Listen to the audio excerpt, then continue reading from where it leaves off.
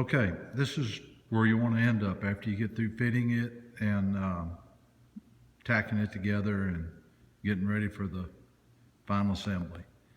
We started out with the lower control arm. I hope you can see all this. Level with the earth.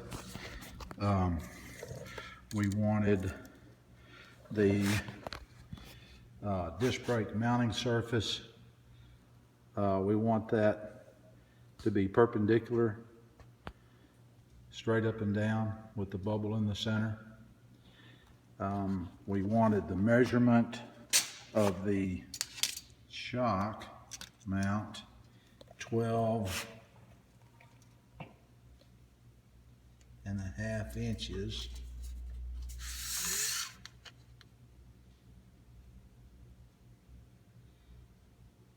From the center to center, which this is be from the top to top, which is the same thing as center to center. So I think it's off the 16th, but 16th isn't going to kill anybody. I think 16th is close enough on this. Get it as close as you can. And then the front of the A-frame mount needs to be 3/8 of an inch higher than the rear of the A-frame mount.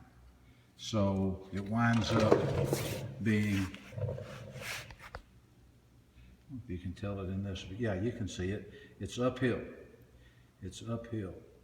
It's not level. It's 3/8 of an inch incline from the rear to the front. And then the mount wound up being notched around the corner of the frame. And I'm not going to lie to you, as is the last video with the cross member, I did not make this fit perfect the first time.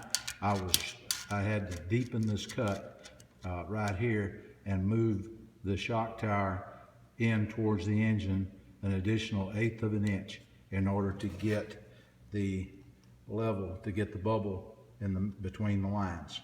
It was just barely outside the line. And so I had to move this top mount towards the engine slightly.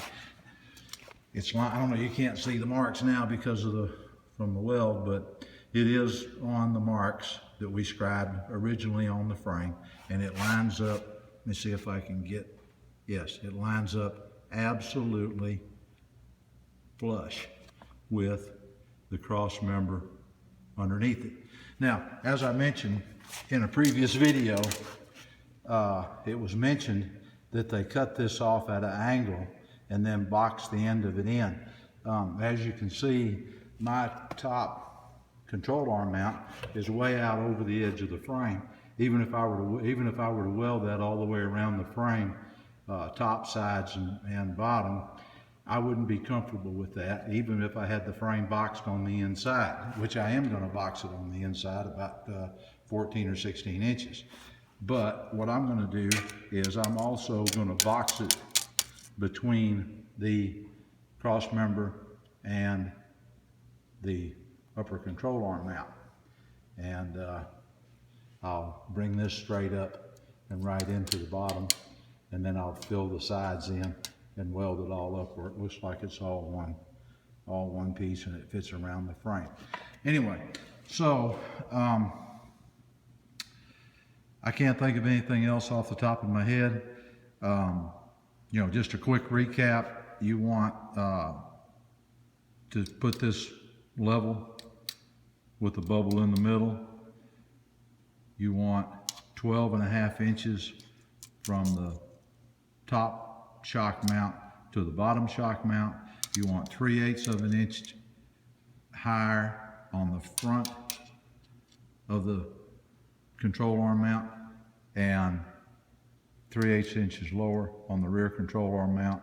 And then you want to be sure that this is lined up side to side on the marks that you originally made for the cross member, so that both of them are on the same lines. And that's it, actually.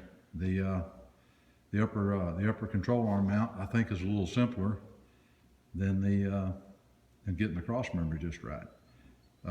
do the left side just like we did the right side, and when you're finished you can weld it all up, and whatever you're going to do for your frame finish, I'm going to sandblast and powder coat, and then I'll reassemble the front end and put it all together for final assembly. So anyway, I hope these have all been helpful, and I hope that it at least explained most of all of the points that need to be covered. Good luck with your project.